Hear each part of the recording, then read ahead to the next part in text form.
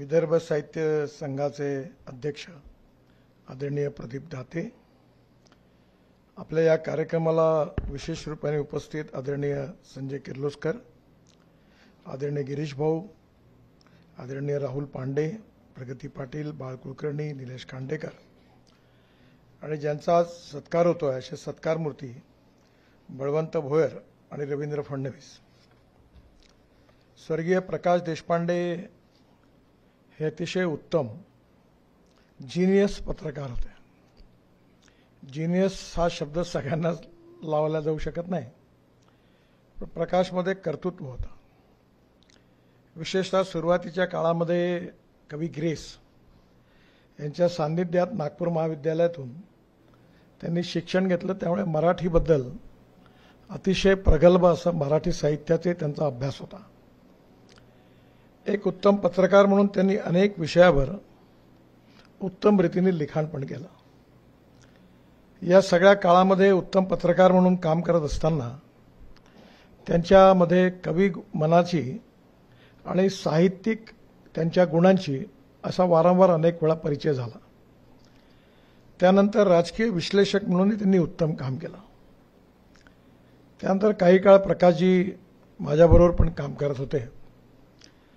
प्रकाशजींची आठवण म्हणजे आपण सगळ्यांना रतन टाटा माहिती आहेत आणि माझे रतन टाटांचे खूप चांगले संबंध होते. पण रतन टाटांचे प्रकाश देशपांडेंशी अतिशय उत्तम संबंध होते. म्हणजे रतन टाटा प्रकाशला आल्यावर आवर्जून मला विचारले की प्रकाश कैसा आहे. त्यामुळे या सगळ्या काळामध्ये विविध क्षेत्रातल्या अनेक लोकांशी त्यांचे उत्तम संबंध होते आणि त्यांच्यामध्ये चांगल्या कल्पनाही होत्या. एक उत्तम घटना अशी आहे की लता मंगेशकर या काँग्रेसच्या अधिवेशनात नागपूरला जेव्हा आल्या होत्या त्यावेळी त्यांच्या गीत गायनाच्या वेळी गोंधळ झाला होता आणि त्यावेळी लता मंगेशकरांनी हे घोषित केलं की मी काही नागपूरला जाणार नाही, पुन्हा कुठल्याही कार्यक्रमाला येणार नाही.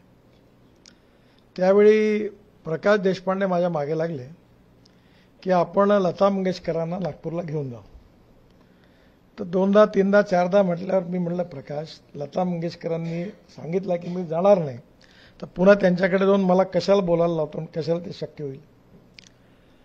त्या काळामध्ये अटल बहादूर सिंग आणि कुंदाताई नागपूरच्या मेयर होत्या. तर त्यांनी प्रकाशने अटल बहादूर सिंग आणि कुंदाताईंना सांगितलं की तुम्ही नितीनच्या मागे लागा आणि त्यामुळे तेही माझ्या मागे लागले की तुम्ही लता मंगेशकरांना म्हणा. तुम्ही म्हटल्यावर ते नाही म्हणणार नाही. मलाही संकोच होता. त्या ह्याच्यामध्ये मी एक दिवस माझ्याकडे बाळासाहेब मंगेशकर म्हणजे हृदयनाथ मंगेशकर आले. मी मलबार रेल्वेवर राहत होतो आणि त्यावेळी प्रकाशने त्यांच्याबरोबर विषय काढला आणि मला म्हणाले एकदा तुम्ही बाळासाहेबांना सांगा म्हणजे मग त्या त्यांना सांगतील. तर प्रकाशने काढल्यामुळे मी बाळासाहेबांना म्हटलं की लता मंगेशकर एकदा नागपूरला आल्या पाहिजे अशी आमची सगळ्यांची इच्छा आहे. तर ते म्हणाले दीदीनी तर म्हटलं आहे मी जाणार नाही म्हणून, नागपूरला म्हणणार नाही गाणं कधी. तर त्याच्यानंतर मग ते प्रकाशने त्यांना पटवलं आणि माझी आणि लता मंगेशकरांची भेट झाली. पण तत्पूर्वी या दोन माणसांची भूमिका महत्त्वाची होती. एक राम शेवाळकरांची आणि दुसरी मनोहर म्हैसाळकरांची. कारण मंगेशकर परिवारांशी या दोघांचे पण चांगले संबंध होते. तर मी जाण्याच्या आधी मी स्ट्रॅटेजी म्हणून असं ठरवलं की आधी रामभाऊ एकदा त्यांना म्हणतील की बा तुम्ही हे करा आणि मग त्यानंतर मनोहर म्हैसाळकरही त्याच्यात ॲक्टिव्हली होते.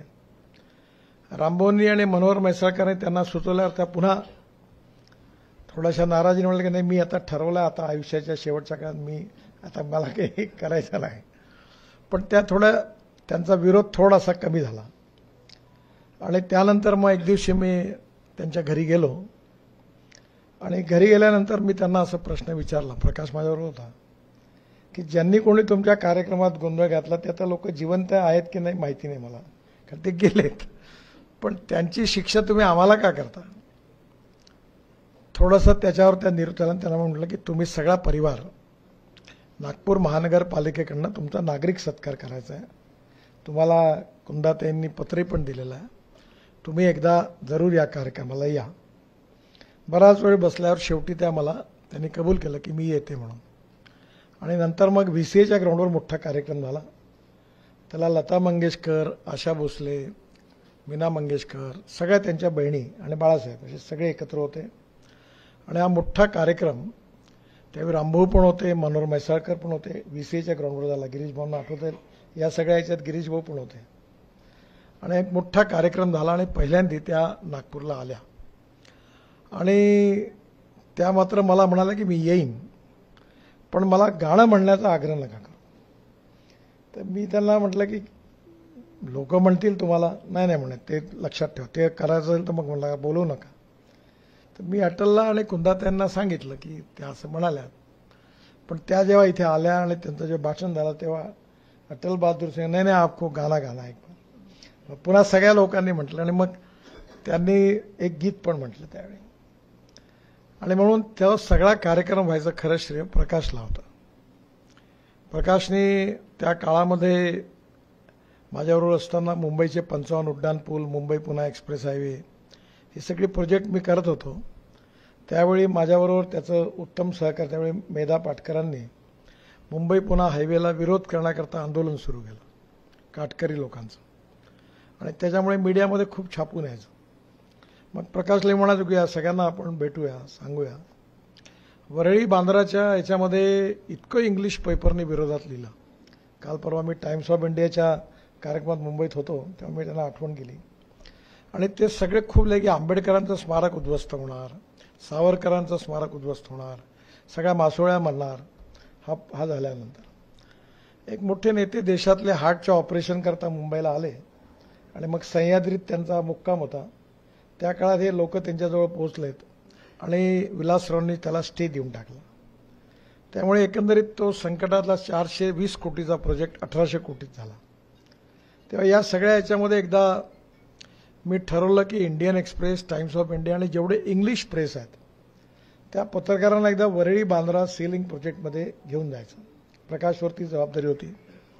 आम्ही गेटवे ऑफ इंडियातून एक बोट हायर केली होती. मी, आमचे इंजिनियर्स RC सिन्हा आणि हे सगळे पत्रकार घेऊन आम्ही गेटवे ऑफ इंडियाहून वळसा मारून आम्ही वरळीच्या त्या याच्यात आलो. आणि आल्याबरोबर वरळी सी फेसच्या जवळ येऊन आम्ही जिथे तो पूल बनणार आहे तिथे येऊन उभं केल्याबरोबर तिथे एवढा घाण वास होता की तो समुद्र एक गटार होता. आणि जेव्हा त्या गटारात घाण वास झाल्यावर ते लगेच नो नो नो आता चला चला म्हणला स्टॉप हिअर म्हटलं. आता मी त्याला म्हटलं की पहिले बघा गटारामध्ये माशी दिसते का, मासा दिसतो का? नहीं, फिर आप लिखते हो म्हणलं 6 कॉलम, अब आप देखो मासा ढूंढ लो म्हणलं. मग त्यांनी सांगितलं नाही या नाही हम समज गए म्हणे, आप वापस चलो म्हणे, बहुत गंदा स्मेल आ रहा. आणि मग आम्ही तिथून नंतर निघून वापस आलो. त्यांच्या मनातला गैरसमज नंतर दूर झाला. अशा अनेक गोष्टी होत्या की ज्याच्यामध्ये नंतर तो प्रोजेक्ट पुरा क्लिअर पण झाला, नंतर झालाही पण. त्यामुळे प्रकाश त्यावेळी अनेक कामामध्ये मदत मिळायची, त्याच्याबद्दल अनेक पत्रकारांच्या संबंधांचा फीडबॅक मिळायचा. कुमार केतकर जे होते ते आमच्या सरकारचे तसे विरोधात होते, तसे ते आताही आहेत.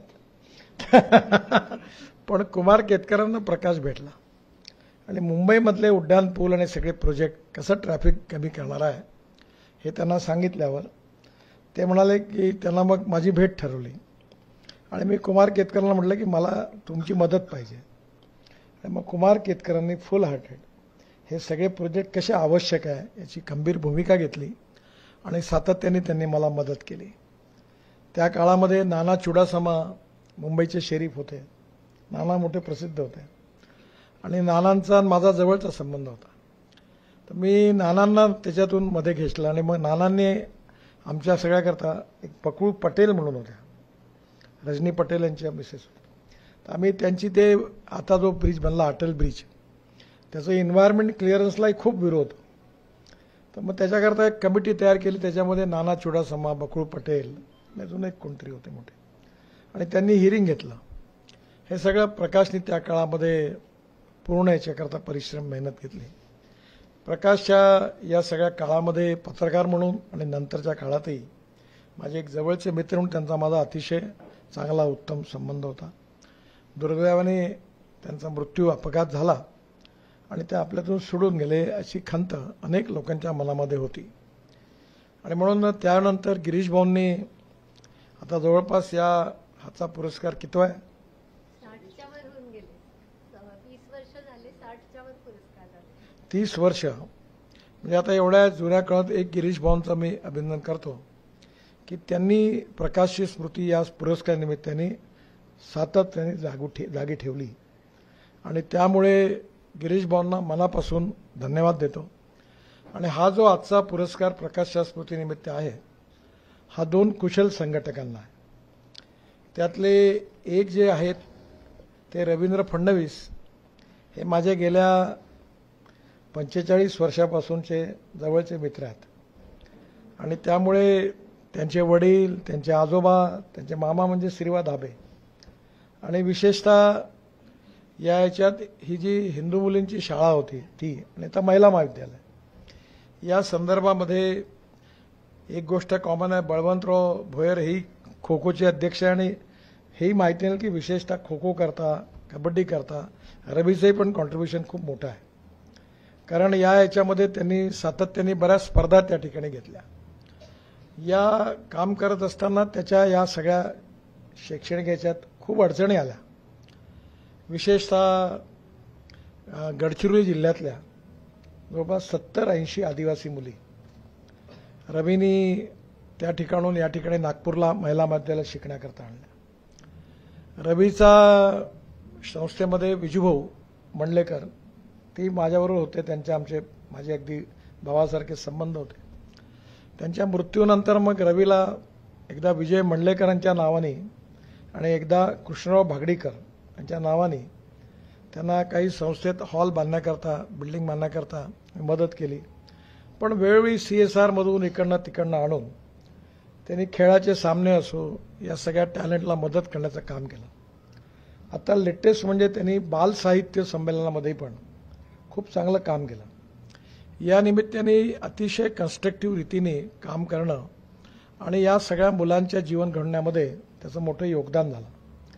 या नुकतंच 1.5-2 वर्षापूर्वी रवी मला म्हणाला की या मुली आणल्या, सगळ्या आणल्या, पण आता यांचा खर्च करणं मला शक्य नाही. तेव्हा मी मानकर ट्रस्ट जो आमचा आहे ज्याच्यात आम्ही जवळपास आता 2000 एकल विद्यालय चालवतो तर CSR मधून पैसे मिळतात.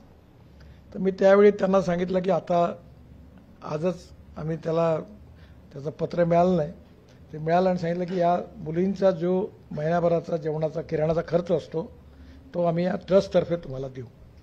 आणि त्या मुलींना त्यांनी इतकं चांगलं प्रशिक्षण दिलं की त्यातल्या मुलींनी, आदिवासी मुलींनी राष्ट्रीय स्तरावर आपल्या खो खो आणि अन्य खेळामध्ये खूप मोठं यश मिळवलं. खरं म्हणजे गडचिरोलीतल्या दुर्गम्य परिसरातल्या या मुली यांचं प्रशिक्षण करणं, त्यांना उत्तम शिकवणं, याच्यामध्ये अजून एक उल्लेख केला पाहिजे. चंदू पेंडके आणि संजय भेंडे यांचा त्यांचा एक मैत्री परिवार आहे. त्यांनी पण गडचिरोलीतून अशाच प्रकारे काही मुलं विद्यार्थी इथे आणलेत आणि त्यांनाही पण हीच अडचण होती. पण त्या समाजातल्या लोकांनी अशा सगळ्या काम करणाऱ्या लोकांच्या मागे उभं राहण्याची गरज आहे. त्यामुळे या सगळ्याच्या सामाजिक जाणीवेच्या भावनेने रवीनी सातत्याने हे काम केलं. आणि मधल्या काळामध्ये तो जेव्हा बँकेत होता, युनायटेड वेस्टर्न बँकेत होता आणि तिथून झाल्यानंतर जवळपास त्यांनी या शिक्षण संस्थेला आणि विशेषतः खो खो खेळ या सगळ्या मुलांच्या साहित्याला खूप चांगलं त्यांनी त्याला पूर्ण ओनरशिप दिली, डेडिकेशननी काम केलं. परवा आमच्या साजदार सांस्कृतिक महोत्सवामध्ये या मुलांनी खूप सुंदर, अतिशय चांगल्या प्रकारचा कार्यक्रम केला. त्यामुळे मिशन म्हणून शैक्षणिक क्षेत्रात काम करत असताना रवीनी सातत्याने दलित, पीडित अशा सगळ्या याच्यामध्ये काम करायचा प्रयत्न केला. रवीचे वडील कम्युनिस्ट पार्टीचे होते, दिवा फडणवीस. त्यांचा आपला एक वेगळा स्वभाव होता आणि त्याचे जे आजोबा होते ते हिंदू महासभेचे. म्हणून मी यांना सांगितलं की मला पूर्ण इतिहास माहिती आहे. आणि मामा श्रीवा धाबे होते, ते इंटकचे अध्यक्ष होते. पण या सगळ्या याच्या वातावरणामधूनही रवीने एक कन्व्हिक्शन जोपासलं. आणि हे खूप कळ आहे की तुमची कोणाबद्दल मतभिन्नता असू शकते, विचार वेगवेगळे असू शकतात, पण विचारशून्यता डेंजरस आहे. मतभिन्नता चांगली असते. त्यामुळे रवी एका विचारात होता, मी एका विचारात होता. आमचं वैचारिकदृष्ट्या कधी पटलं नाही, पण त्याच्या विचाराच्या बाबतीत त्याची ठाम मतं होती. आणि त्यामुळे स्वाभाविकपणे या सगळ्या दोन्ही शिक्षण संस्थांच्या माध्यमातून जी सामाजिक संवेदनशीलता आणि सामाजिक जबाबदारीची जाणीव ठेवून त्यांनी विशेषतः शैक्षणिक क्षेत्रात काम केलं. महाराष्ट्र सरकारच्या शैक्षणिक विभागाच्या विरुद्ध सातत्याने संघर्ष केला, कोर्टात केसेस टाकल्या आणि ज्या शिक्षण संस्थांची असोसिएशन आहेत त्याला गोळा करून हायकोर्टात जाऊन त्यांनी महाराष्ट्र सरकारचे अनेक निर्णय फिरवण्याचंही काम केलं. म्हणजे त्यामध्ये जे योग्य असेल त्या बाबतीमध्ये त्याच्याकरता संघर्ष करण्याकरता मागे पुढे पाहिलं नाही. आणि त्यामुळे त्यांचं जे शिक्षण संस्थांची जी मंडळी होती त्याचीही पण संघटना मोठी होती, त्याच्यातही त्यांनी सातत्याने काम केलं. सरकारने सगळे अनुदान संपवले, अनेक भानगडी झाल्या. या सगळ्या काळात शिक्षणाच्या हितामध्ये ते प्रश्न सरकारसमोर मांडले आणि सरकार ऐकत नाही पाहिल्यावर कोर्टात मांडले. आणि भानुदास कुलकर्णीसारखे ॲडव्होकेट होते त्याच्या मदतीला, त्यामुळे अनेक निर्णय सरकारच्या विरोधात पण गेले. आणि हे गिरीश भाऊ हे कोर्टात केसेस टाकणारे पण एक लोक पाहिजेत. ते हे एक फार चांगलं काम आहे. आणि याच्यामुळे हे जे राजकीय याच्यात वगैरे यांना शिस्त लागते. त्याच्यामुळे मला असं सातत्याने वाटतं की रवीसारखे वेगवेगळ्या क्षेत्रात काय झालं का टाक केस, असे एक 15-20 लोक जे कोर्टाच्या आदेशाने होतं ते मंत्री करू शकत नाही कधी कधी, कारण त्याच्यावर पॉप्युलर पॉलिटिक्समध्ये अडचण होते करायची. त्यामुळे रवीने विशेषतः शिक्षण क्षेत्राशी, शिक्षण संस्था रिलेटेड अनेक प्रश्न मांडली, सोडवली. आणि त्यामुळे त्याचं या क्षेत्रातलं जे काम आहे याला तुम्ही प्रकाश देशपांडेंच्या नावाने उत्कृष्ट कुशल संघटक म्हणून पुरस्कार दिला, हे नक्कीच योग्य आहे. विशेषतः हा जो दुसरा पुरस्कार आहे बळवंत भोयर यांचा, त्यांचा माझा तेवढा डायरेक्ट विशेष परिचय नाही आहे, पण ऐकून मला माहिती आहे की त्यांनी पण पण रवी आणि मी जसं 40-45 वर्ष सातत्याने आम्ही एकदम फॅमिलियर सारखंच आहोत. त्यामुळे मला सगळ्याच गोष्टी त्याच्या पारिवारिकपासून तर शैक्षणिकपर्यंत सगळ्या आमच्या एक डी नगरची आमचे शिक्षक गिरीश गांधी होते, आम्ही विद्यार्थी होतो. आणि एकदा 8व्या वर्गामध्ये तुम्हाला आठवेल TG देशमुख आणि तुम्ही कोणता काढला होता, फोरम काढला होता का तिथे नेहरूचा. आणि मग इंदिरा गांधींचा वाढदिवस झाला, यांनी आम्हाला शाळेतल्या मुलांना पकडलं आणि आम्ही एकेका कोपऱ्यात राहून मग ते इंदिरा गांधीवर आम्ही पण त्यावेळी वाचलं सगळं ते. त्यावेळी गिरीश भाऊ आमचे शिक्षक होते आणि विदर्भ मोर भवनामध्ये कार्यक्रम झाला होता. तर त्यामुळे तसंही गिरीश भाऊ आम्ही सगळे दीडनगरचे विद्यार्थी होत असल्यामुळे त्यांचा आमच्या सगळ्यांशी त्यांचं मार्गदर्शन आम्हाला सगळ्यांना मिळालं. आणि त्यामुळे आमच्या सगळ्यांचा त्यांच्याशी पण जवळचा संबंध राहिला. शाळेतले आमचे शिक्षक खूप चांगले होते आणि विशेषतः त्या सगळ्यांनी रवी असेल, आम्हाला त्या शिक्षकांची अजूनही आठवण होते. जामकर सर होते, जामकर अजूनही, घटवाई होते, किरण देशपांडे होते आणि या सगळ्या जयंत देवपुजारी, आपल्या देवपुजारी मॅडम होत्या, हुद्दार मॅडम होत्या, त्या थकल्या आता. आणि या सगळ्यांचा अनेक टीचर, मंगळगिरी होते. नंतर ते अनेक आता आम्ही सगळे आमची जी बॅच आहे त्याचे जेवढे विद्यार्थिनी आहे, आम्ही डोंगरे सर होते, आम्ही सगळे एकत्र होतो आमच्या बॅचचे विद्यार्थी. आणि दरवर्षी एकदा धापेडाला आम्ही सगळे एकत्र 2 दिवस राहिलो. आता इतक्यातच मागच्या वर्षी माझं जे घर आहे धापेडात शेतात, तर आमच्याकडे आम्ही दरवेळी आता इतक्यात काही ते मधल्या कोविडमध्ये थोड्या अडचणी झाल्या होत्या, पण सगळे जे जुने आमचे मित्र आहेत त्या काळातले, आता ते कोणी रिटायर्ड झाले, तर त्याच्यामध्ये आता तात्या मंडलेकर होता, नियंता पाठक होता, किंवा त्या सगळे रेखा बुमराकर होती आमच्याबरोबर. त्याच्यातले काही जण आहे, काही थोडेसे गेलेत, पण आजही पण आम्ही ते शिक्षक आणि आम्ही विद्यार्थी असे एकत्र होतो. आता दुर्दैवाने त्यातले काही शिक्षक आम्हाला सोडून गेले मधल्या काळामध्ये, पण आम्ही जे आहेत त्यांना आणून एक वेळा केव्हा तरी एकत्र होतो आणि ती आमच्या जुन्या स्मृतींना उजाळा देण्याची नेहमीची हे असते. त्यामुळे रवीचा सगळं जीवनच मी जाऊन बघितल्यामुळे तुम्ही त्याचा सत्कार केला ते अतिशय योग्य आहे. आणि त्यांनी आयुष्यभर सातत्याने निरपेक्ष निस्वार्थी भावनेने शैक्षणिक क्षेत्रात, क्रीडा क्षेत्रात आपल्या अधिकाराकरता उत्तम काम केलं. त्याबद्दल त्याला खूप खूप शुभेच्छा. विशेषतः ज्या बळवंतराव भोयर यांच्या बाबतीमध्ये पण रवीमध्ये आणि त्यांच्यामध्ये एक कॉमन गोष्ट आहे की ते पण खो खो असोसिएशनचे अध्यक्ष आहेत. नाही, पण ते लेखक आहेत, साहित्याने हे आहे. पण मला असं माझ्याकडे माहिती मिळाली की जिल्हा खो खो संघटनेमध्ये नाही, मला वाटतं रसिकराज संस्थेचे संस्थापक होते आणि त्यांचा संबंध साहित्यिक क्षेत्रामध्ये जास्त राहिला. आपल्या इथे विदर्भ साहित्य संघाचं एकेकाळी खूप मोठं काम होतं आणि आता खरं म्हणजे दाते साहेबांनी ते चांगलं काम करतात, मानेकर आणि ते.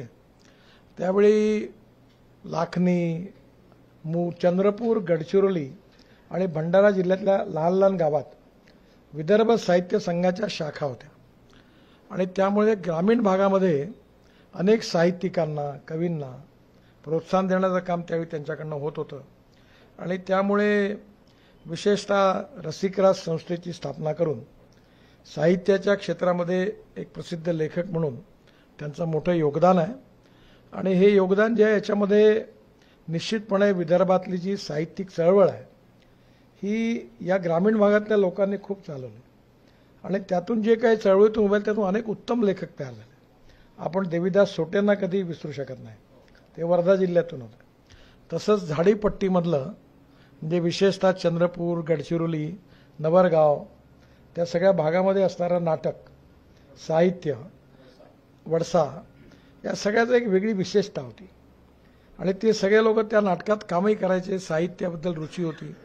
बालाजी पाटील बोरकरांपासून हा सगळा जो धानाचा बेल्ट होता या भागामध्ये खूपच साहित्यिक विषयक एक अतिशय उत्तम चांगलं वातावरण होतं आणि त्यामुळे डॉक्टर बळवंत भोयर यांनी देखील या क्षेत्रात उत्तम योगदान दिलं आणि त्यामुळे त्यांचाही पण आपण आज प्रकाशच्या स्मृतीनिमित्त आज सत्कार केला. या दोघांनाही पण मी खूप खूप शुभेच्छा देतो आणि त्यांना अजून परमेश्वराने चांगलं आयुष्य, निरोगी जीवन द्यावं आणि समाजामध्ये जे काम ते करत आहेत ते करण्याची त्यांना शक्ती द्यावी अशीच प्रार्थना करतो. पुन्हा एकदा या दोघांना खूप खूप शुभेच्छा. गिरीश भाऊंना विशेष रूपाने शुभेच्छा की ते या सगळ्या लोकांची आठवण ठेवून, याला कोणी मागत नाही काही, पण चांगलं काम करणाऱ्या माणसाला रिकग्नाइज करणं, त्याला रिस्पेक्ट देणं आणि समाजासमोर त्याला आणणं हे खूप मोठं काम आहे आणि हे जे एक्सपोजर त्याला मिळतं यातून त्याला काम करण्याची प्रेरणा मिळते. गिरीश भाऊ हे सातत्याने करतात. आता त्यांची अडचण आहे की ते त्यांचं वय विसरतात आणि आता मी जरी त्यांचे विद्यार्थी असलो तर आम्ही 68 वर्षाचे झालो, त्यामुळे आता पहिल्यासारखा जो आम्हाला वयाचा विसर पडतो ही आमची अडचण आहे आणि त्यामुळे इतके कार्यक्रम होतात की ते करता करता आमच्या सगळ्यांची फजिती होते. आज एक शासकीय मीटिंग होती, कलेक्टर, कमिशनर, सगळे चेअरमन. नागपुरात खूप पाणी साचलं अनेक नाल्यांमध्ये आणि त्याच्यामध्ये स्विमिंग ड्रेसमध्ये आम्ही कुदलो पोहायला, असे कार्टून पण आले. त्यामुळे आज सगळ्या प्रोजेक्टची रिव्ह्यू मीटिंग होती, NHI, PWD. त्यामुळे मला येण्याची अडचण होती, पण मी गिरीश भाऊंना विनंती केली मी कार्यक्रम चालू ठेवा, मी मीटिंग संपवून येईल.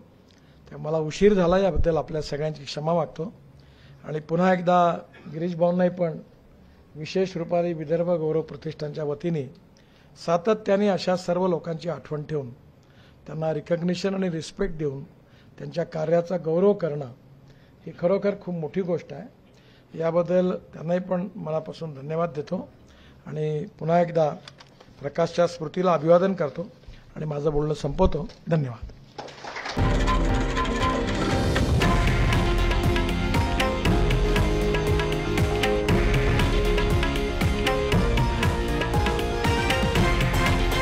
हे आहे देशातील नंबर 1 न्यूज नेटवर्क आणि आपण पाहत आहात TV9 मराठी, एकमेव.